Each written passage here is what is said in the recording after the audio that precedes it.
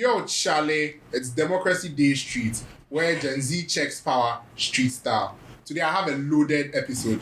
Not just my couch is loaded, but the episode itself is loaded. I'm joined by three very staunch young men. They say they are youth at heart to help me discuss the issues that are trending this week. I'll start from my far left. I'll start with Engineer Amwako, aka Mr. Sticks. I'm here with Political Prince and our ever regular Kobe Amwa. Welcome, gentlemen. Thank you, Albert. Thank you, Albert. Point of correction, we are Gen Z. Gen not Z. youth at heart. We are Gen Z at heart. They said they are Gen Z. We are not Gen Z, but they said they are. 40-year-old Gen Z.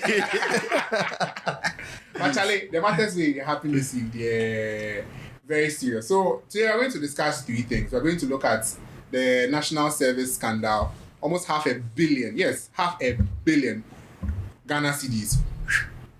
Money day Ghana. Money day Ghana. Said data prices are falling. Are they falling or are they rising? Say 4.2 is rising. There's a new one. Said DLevy. We will interrogate what that D means. So let's kick start. National service. So the Attorney General of the Republic today held a press conference where he announced that he's charging the former executive director of National Service and some other people with 12 counts of offenses, and it all relates to certain ghost name scam. Said apparently over the last 8 years or so, we've stolen nearly $500 million Ghana cedis. What is the criminal process going to look like now that he has made that declaration? What should we expect the AG to be doing next? Yeah, I think from what the AG said, he's done with his investigation. So I'm sure he will now have to commence legal action. And because the criminal trial, he'll have to go by a charge sheet, commence action by a charge sheet, or charging the accused. I mean, yes, the accused people, the people who are now being investigated. So after he charges them, then there's the opportunity for them to plea, whether they are guilty or not.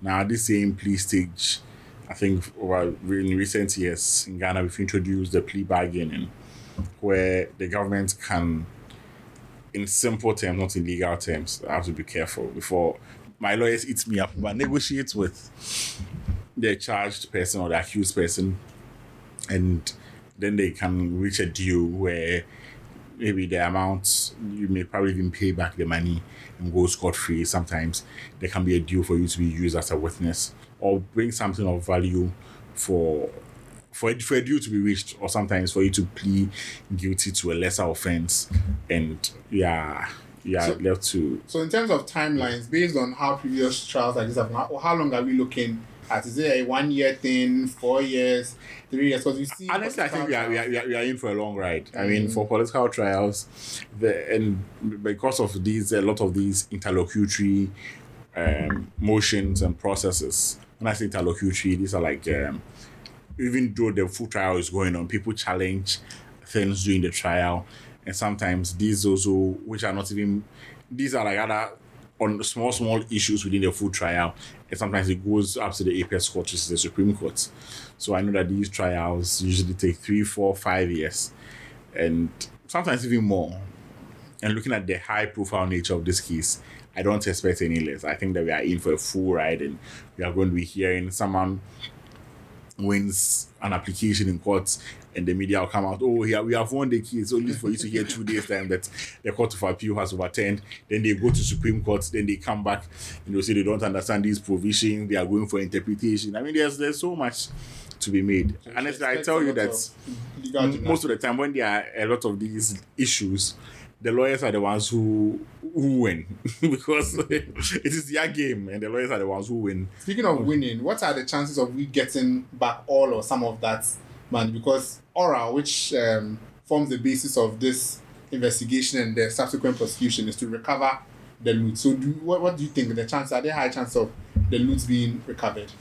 I mean, I won't even say it's loot for now, because now it's as laws, the presumption of innocence. So it's not guilty until proven guilty. But especially because with the advent of plea bargaining, I think that gradually there's a higher chance of getting back some of the money, because mostly you go through trial process and end up jailing the people, or the people end up being acquitted. But if there is some kind of plea bargain, at least on the part of some of the people, then you can we can rest assured that some of the money may be recovered. Oh, nice. That's good. So, political prince, as someone who is in the system getting ready to come for national service, how do you feel about hearing that this kind of money is circulating in the system and you are still being paid? How much is it now? Is it 759 or how much are you 715. 715. How do you feel about that? I'll tell you, what do you think? 559. Yeah. And before we took My time It was 3 something. 300 and something. It's a lie. We all to 559. The 314 actually changed right at our time. Right at your time. It's our time, Albert. So political prince. Well, what I can say about this issue is that as far as the money is concerned, the 715 is even not enough for national service personnel. Even though I would want to work as a citizen, a good citizen who would want to care about the ordinary Ghanaian who is paying these You've not started earning, allowances. started complaining about it. But then, as I said, the money matters because when you look at somebody who lives within Accra, we had a short meeting with the national service personnel, the people, is it Jenfi Felix, the Director General for NSS, and then he was saying that when you are being posted this time around, there's not going to be any special posting and then all those kind of things. And so assuming that you stay in Greater Accra and then you are being posted to a Ahafo region, that means that you have to, foot all the bills in terms of accommodation and then those kind of things. And then looking at 715, I think that it's very small. It's actually small. And so this issue should be dealt with. I do not know whether it is true, as we can see in the news, that people are taking money from NSS and then all these kind of things. But then as a patriotic person, I think that these things should be looked at, and then we should make sure that these national service personnel who are going out should be treated properly. So Yes. what do you think a good salary or allowance is? It's not a salary, it's an allowance. No, but Albert, it's a service. So it's not a salary. It's a service. Sticks, I think that even though it's service, I think that ministers of this country and then CEOs or whatever that they call themselves, they are all doing service to this country, but then they still take allowances. And so in as much as we call it national service, it does not mean that you should also get the young person also stranded. Somebody is done with university and then has no job, has been taken care of by parents, and then people guide. Yeah, but you live in Ghana for free. We don't charge me for living here. Yeah. Well, I get it, but then there is a form of appreciation. No, you are showing appreciating the the Because the your whole education has concept been is that subsidized it's for been long. subsidized. The whole concept is that your education has been subsidized for the 4 years, and you serve the nation just 1 year as a Some thank people you. even do 9 months. You don't do the school 1 year. Thank you that you have Why should we subsidized spend my money? education. I get it, but if we are to go on that tangent, I would also want to ask, as a student who is done with school and then has not started working, where do I get money from to foot the bills of accommodation? Why? If I'm going to? Oh, but I support you. I want them to increase it. Yes, and so Are you aware that the president said in his State of the Nation's address earlier in March that they are reintroducing military service? So in your time, you do 6 months in a bar. it is not mandatory per the conversations that we had with the NSS But will authorities. you serve? Oh, Guys, you why can not? say- If there is a need Officer to, Prince. But Ghana is not going to war, so it's good training. but then it's not going to be mandatory, and so they've decided that from next year, after we graduate, those who are coming, it's going to be mandatory for them. But then, by God's grace, it's not mandatory for me. But you see, it's the military service actually brings out a lot of discipline. Albert, I was in Israel with you, and during our meetings, you realize that when we spoke with a lot of the people, Israel's technological resilience and a lot of things that they're able to do, it's as a result of the discipline of the people there. because almost everybody has been through military training for at least 2 years. So there's a lot of discipline in the country. I mean, in Ghana, I think that one of the greatest challenges that we face here, apart from all our other challenges, is indiscipline.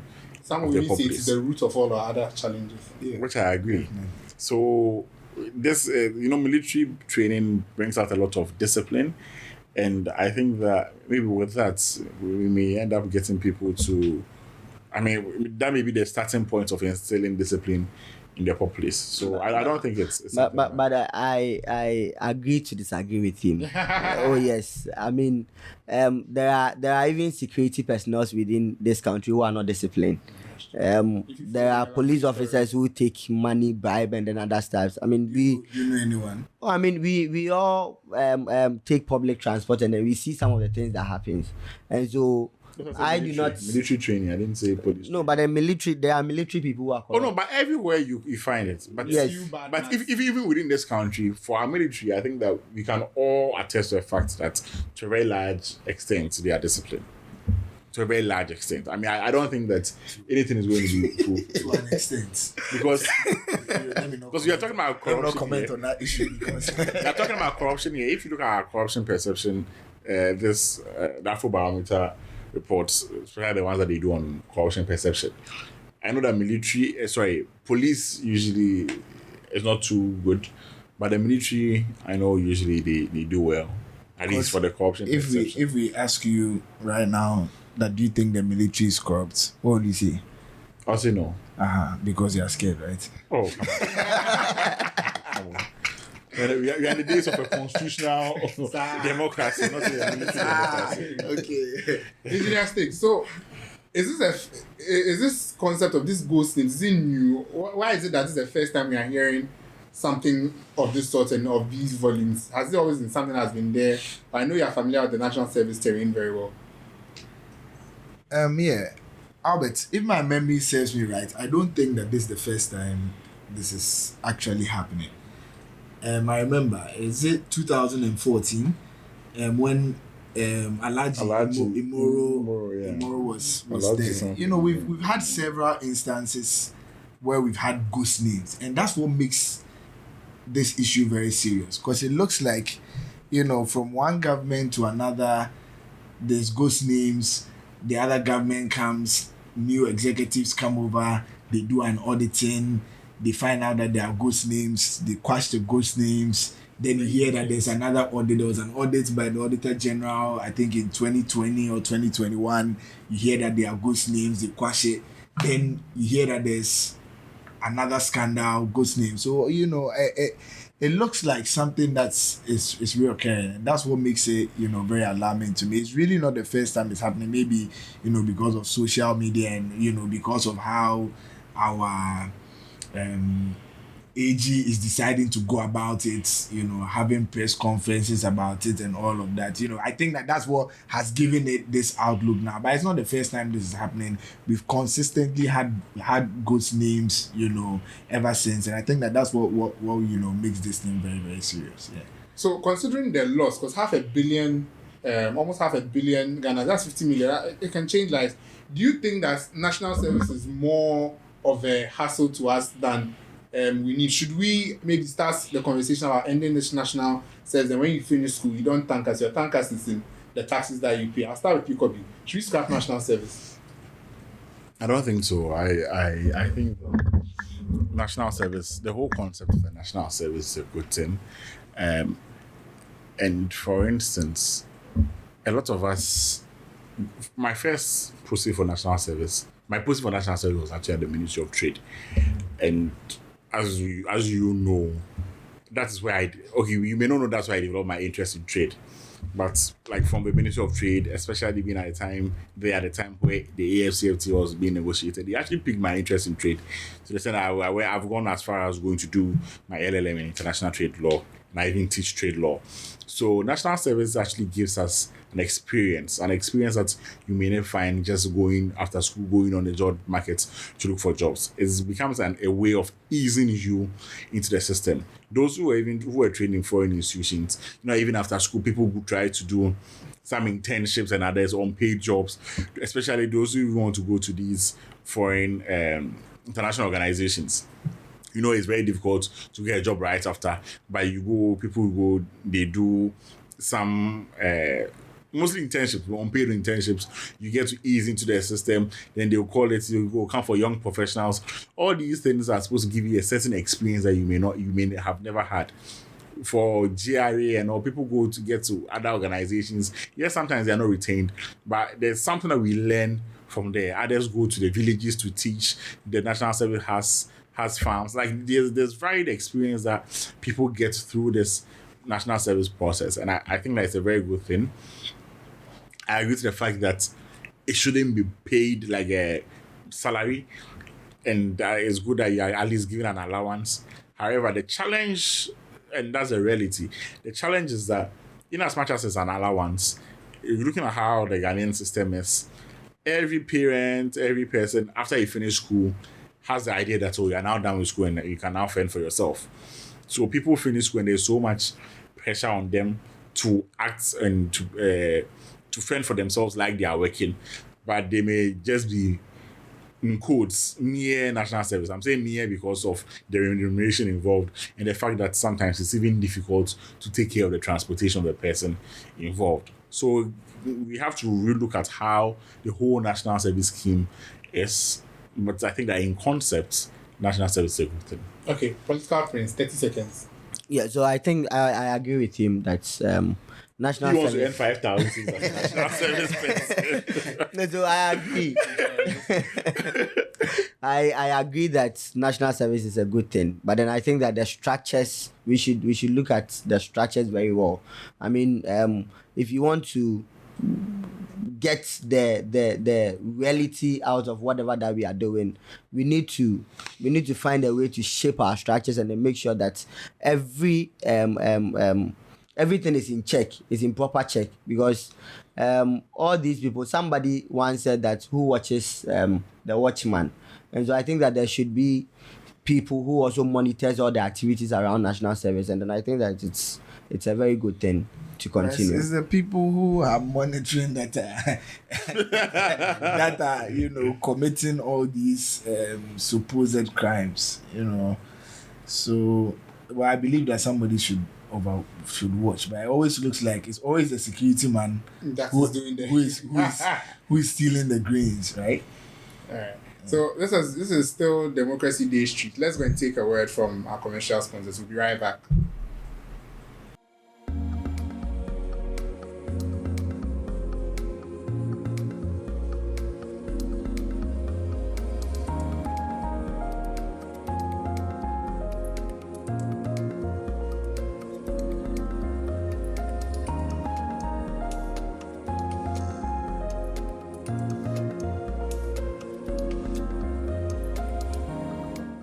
Yo, Charley, it's still Democracy Day Street, and we are talking data prices.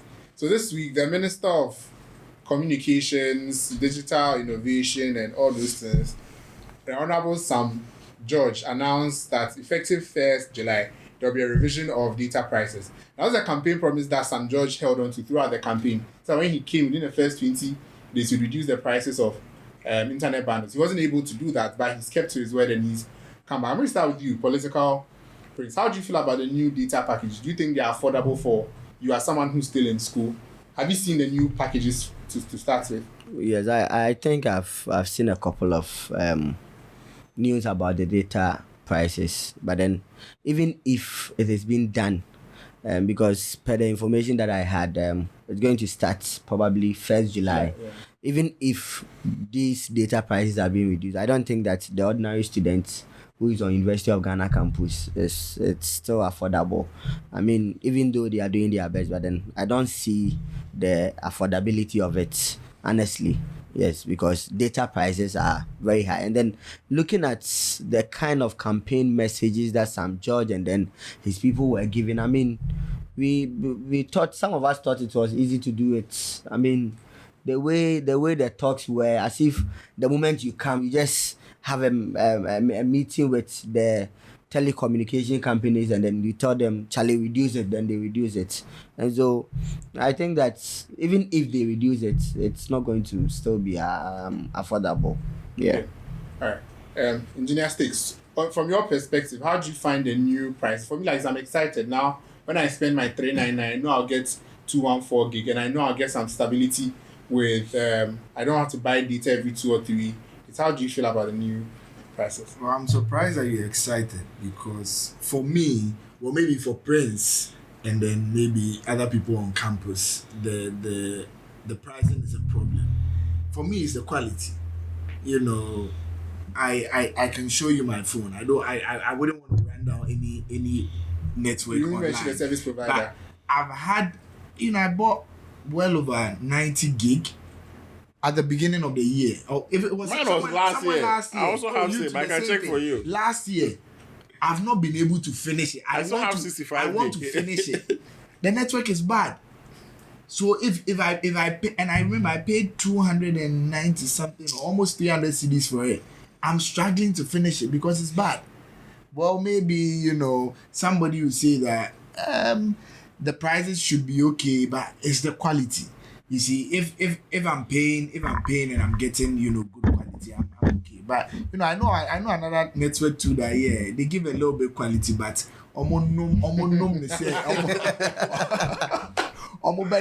but you see, that also brings it to the point. You can decrease it, but then maybe it goes faster.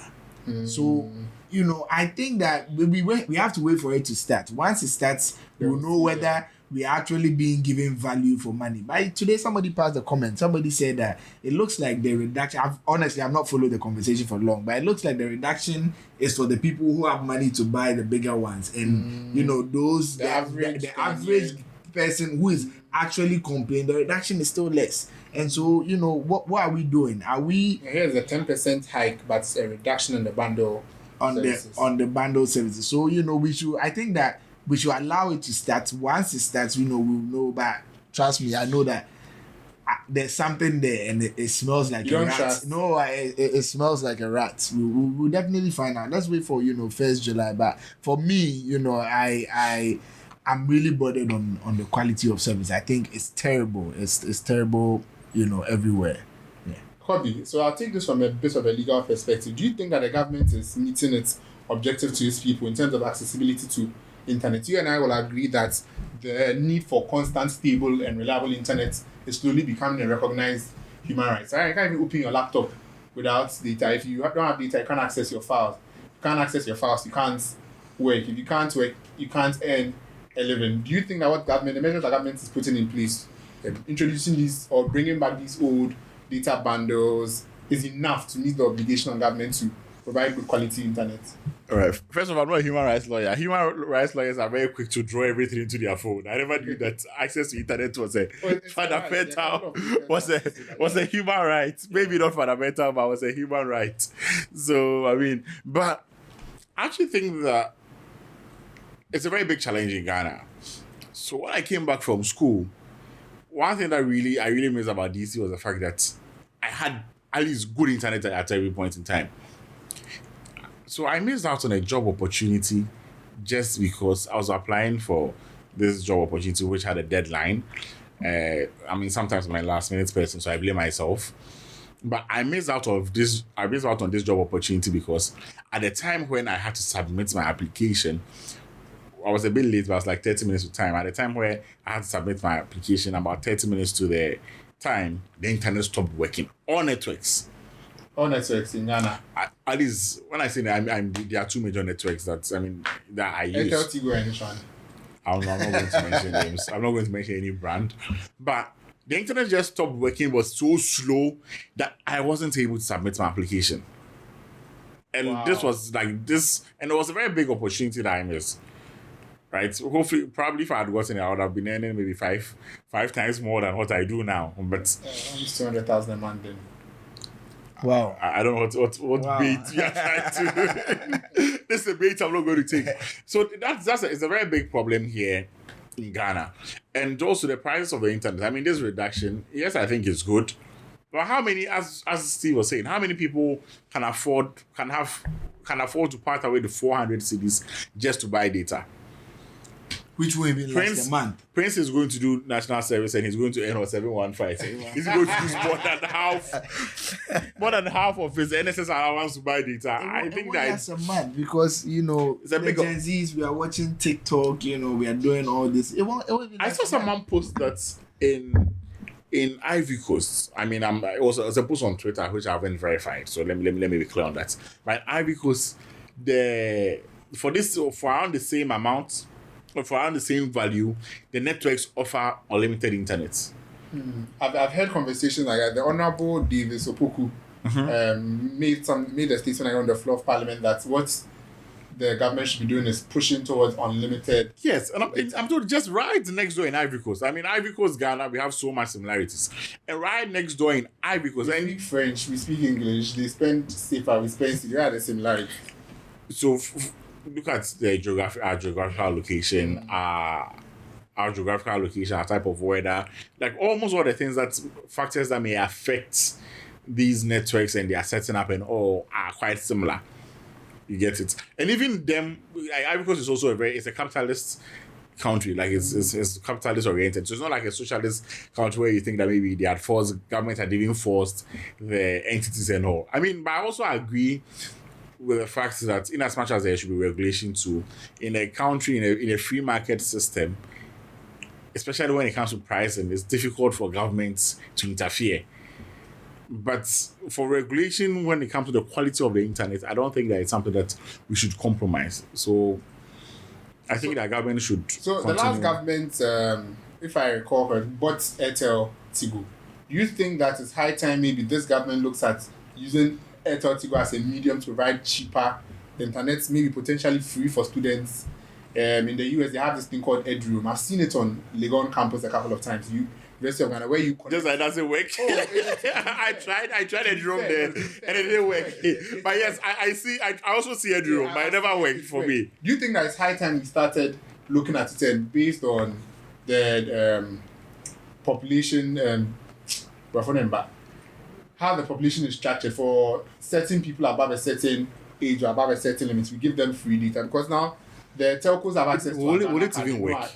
Will it even work? Oh, you'll be able to send your WhatsApp message. Will it even work? Well, maybe, that is the main challenge. Not I mean, I talk my Airtel TV. Okay, let me hold everybody on wants. Not to the same, but maybe a few things. Like the lifeline, like how we have with ECG, we have lifeline users. When you use below a certain amount, it's free. So when we say if you use below 100 megabytes a day, we don't charge. We start charging after the first 100 megabytes. I remember government actually tried something like providing free internet on academic institutions. I don't know how that works. Do you have free? No, I think that's where the EdRoom comes in. It's free. Okay, so that was the part of the EdRoom. Okay. Senior high schools. Some senior high schools. When we take, we used to have this. We used to pay, bro.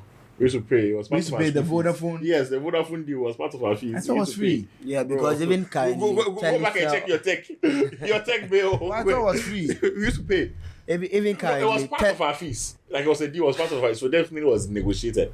But it was part of our fees. We used to pay for it. It wasn't free as in just like a government service which was free. It was part of what we were charged with. Yeah, so as I was saying, even currently Telecel is giving out some kind of data bundles to students. Does it work? Yeah, it's work. I think it's at least you get some free data to do whatever that you want to do, even though it's not enough. I think 29 or 30 gig for a month, and then that's not bad. Yes. For how much? They actually give it to us for free. So how do you get the SIM card to do it? For my viewers who want to know how to get So they are giving their SIM cards out to students for free. I think that you have to prove your students. Yes, you have to do that. There was a negotiation between the SRC and then master students are part or just master students are part. Are you doing a master's program at Lagos? Or you want to do a master's program for free data? I heard you. Yeah, this is good. It's a good deal. It's a good deal. But can you use it? So if in 30 seconds, each of you, if you had a message to send to Honorable Sam George on data price and data usage in Ghana, what would it be? Start with you, Steve. Well, Jata, I think that we all know that talk is cheap.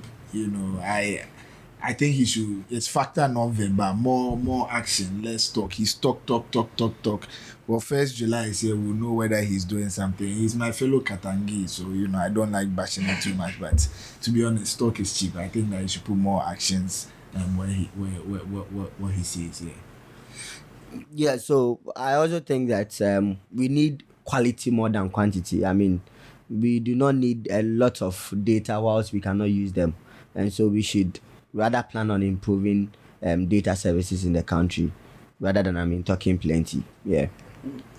I think I also think that we should. It's about the quality of internet that we have.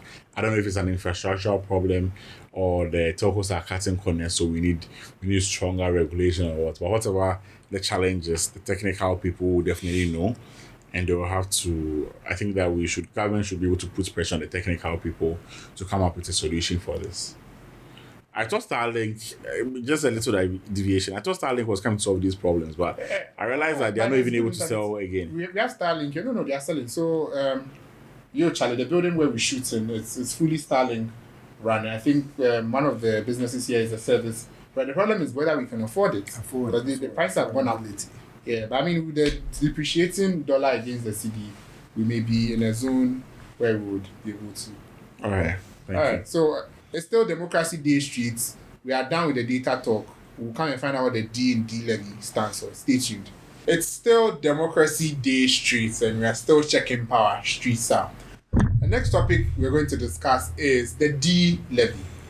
This week, the Minister of Finance on the floor of Parliament introduced a new levy of 1 cedi per litre on all fuel products. The purpose of the levy is to address the energy sector debts which have skyrocketed.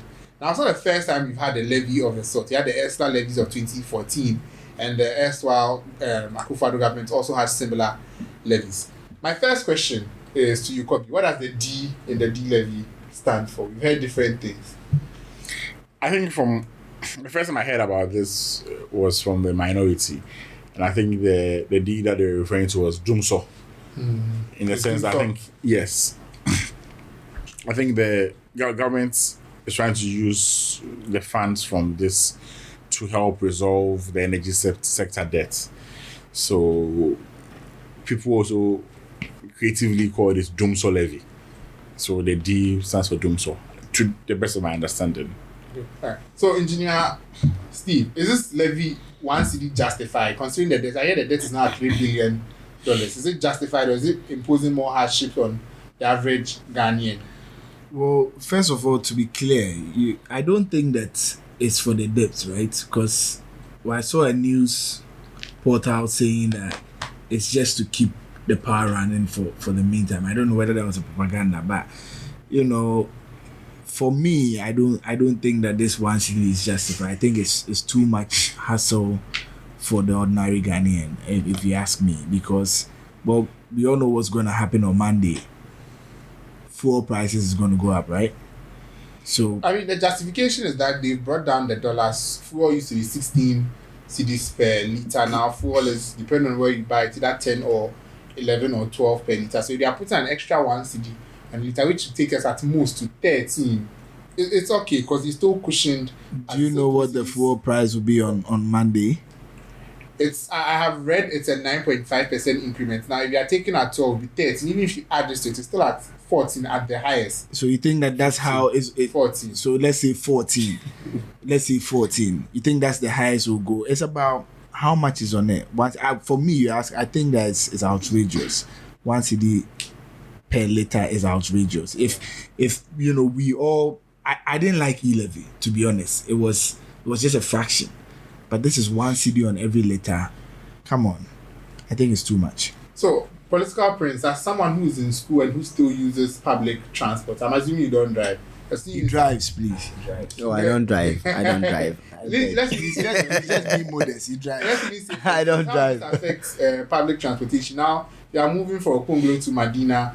How much is the fare now? Like 5 cedis? He does Uber. He doesn't know. Well, I use taxi on campus. No, so on campus there is Used to work. People a used certain to- amount of money that you pay on every trip that you go. So I am in J. Nelson Hall. From J. Nelson to, let's say, my lecture hall, 12 cedis. Yes. And then from J. Nelson to, let's say, the Nigeria people, them are hostels. That's the Pence, Ivandi, and the... I thought it was NGF people. yes. The happiness, hostels. From J. Nelson to that places are 15 cedis. Yes. But then I think that... 1 liter. Yes. But then I think that... I mean, we should go and drive taxis in the And that's just for one person, right? So Yeah. there are 4. No, so if they are 4 and then probably you are going together, you still pay I the dropped 15 it. cedis. So it's dropping. 15. Dropping. No. Oh, you are saying dropping. Yeah, Hey, so so it's- Prince, you pick dropping every time. That There's is no what shots. there is nothing like loading. There's toilet go.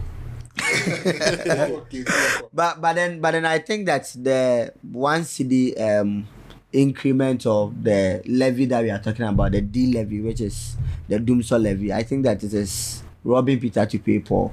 I mean, we were paying E-levy and then some of us were against it. It wasn't right for us to pay, 1 Ghana cedi when you are sending 100 Ghana cedi to your 100 Ghana cedis to your mom. But then I think that paying 1 cedi per liter? Per liter, yeah. Per liter, that's too bad. And so it is robbing Peter to pay Paul. So how would you propose we address the energy sector debt? Because the justification, like I said, that was given is that we owe $3 billion. We can't afford to buy crude anymore. And it's also to push the thermal power that we use to power our electricity. For us to be able to afford it, right now government is doing it subsidized for free. We need to have some cushion there. So if we're not imposing it on the products, because it's the easiest way to get money, then how do we go about getting the money to address that? But then, as Steve said, that the DLevy is not going to be used in terms of paying a debt, but then it's going to be used to manage our energy system within the country. So I think that the government should rather have a conversation with the previous government and then listen to them as to how they kept the lights on for 8 years. I think that would be the best thing because... But they also had an extra levy. Well, also, you see, the talk is too much. You see, nobody has a... If tomorrow Prince is president, right? And all he has to do, or his finance minister, and all he has to do is find a lazy approach and then put 1 cedi on something that he knows everybody is going to buy. Then what? We stood here, we all criticized it. I literally wasn't using Momo. If I was going to send you money, I was taking your bank account so that I could escape this. But how am I going to escape 1 cedi on every liter? Because if you decide that you use public transport, you get... I think it's just too much. Nobody is saying that, we shouldn't pay, to help. But 1 cedi is the 1 cedi. I think it's way too much. So would you guys okay if it was 20 pesos? Maybe. Right now, 20, you can't even buy water with 20 pesos. No, but it's not just me. It's on a liter. It's on every 12 cedis. So, Kobe, do you think that this sparking conversation for wider tax reform so that we widen the tax nets? Because if more people were paying tax, then we wouldn't have to impose such blanket taxes the way we impose them. How do you think? Yes, so I think that the truth is, widening the tax net is always the solution. It's not easy, and that's why almost all the time the governments and I won't even say it's just NDC governments, but subsequent governments usually try to take the lazy approach of taking indirect taxes, because the direct taxes is not easy to widen tax nets and ensure that every person within the working force is paying taxes. So those of us who work for organizations, you come into the PAYE, I don't know if it's pay or pay, and it's like a whole chunk of your salary is good.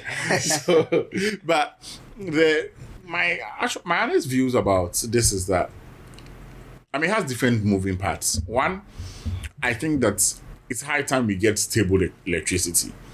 And I'm also not. I believe in taxation. I believe that the government should be able to take taxes to be able to to be able to help with development. And truth be told, if it's a buying for now, the boy.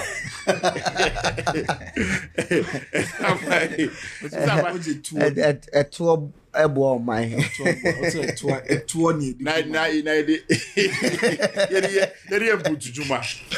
so I mean, I believe, as I said, I believe in taxes. I think the government has done something smart here. I don't know if I should term it smart. Because fuel prices were higher under the previous government, and now by virtue of the fact that the currency, our currency is appreciating, they've increased it. Even though one Ghana cedi is very high, people are not feeling the taxes. Because if someone used to buy fuel for about 15, 16 cedis then, and they're now paying about 12 cedis, then now, even if you add 1 cedi, the simple argument becomes how much, and you see, we've turned our analysis of issues very binary. How much was fuel under NDC and how much was fuel under NPP? NPP's time was much more expensive, so we just leave it like that. But Steve raised a very important point. For how long? For how long? Because now, we've now foresee, looking at this looming Israel-Iran war, conflict, very soon fuel prices are going to go up. The world market prices are going to go up. So that is then going to increase the fuel price. However, they've already started taking the tax. So but they take they intentionally inserted it at a period where people are not going to feel it much. So by the time that you start feeling the taxes go, the fuel prices go up, they're now going to blame it on other factors. And that is what I think. That's why I think the trick is. But I genuinely think that 1 cedi on a litre is quite expensive. It's too expensive. It means that it's too expensive. And then, lawyer, I think that gallon that you buy, you are not feeling it, but we are feeling it. I think you no. You don't buy fuel, so how are you feeling? I pick public transport. But So but but then you see you the thought of it alone is you were the thought of it. you are speaking into the future, and then I can see that you have money, and so you are not going to feel it. No, I'm not saying I have money. All I am saying is that I think that what the government did, and that's what I said, that is the trick here. The trick here is that Ghanaians, and most of the time, our commentary on social issues are very binary. What was the position at the NDC? What was the position at the NPP? Under NPP, fuel was 15. Under NDC, fuel is 12 or 13. And they want the conversation to stop there. And that is why I'm saying I don't see much public outcry, because that is the kind of thinking that is going on. Forgetting that when any other thing affects the price of fuel, like the actual determinants of price of fuel, which is the strength of the currency and the world fuel prices, then we are going to feel it. That's all I'm saying. But I said they've not even started implementation, so maybe you started paying in advance. But you have money. I mean, that is a fact. But I really hated the DLevy though. I am someone I rarely it's very rare to see me carry cash. It's very the most annoying thing is when you are paying something to somebody and say add charges. Like, I am paying for this. Why should I add charges? It's very annoying actually. But okay, the last thing I would ask is governments have said that they are using this money for a particular purpose. The reason why they see they have to do it is because the previous government did not use it for the purpose when they collected the levy. How can we hold governments accountable to ensure that this money is used for energy sector reform and to keep the lights on and nothing else? Can I start? You can start. I can't hold them accountable. You can't hold them accountable. They are just telling us what we want to hear, what they are going to use the money for. And I think that nobody holds them accountable. What they decide to use the money for is their problem. The fact remains one.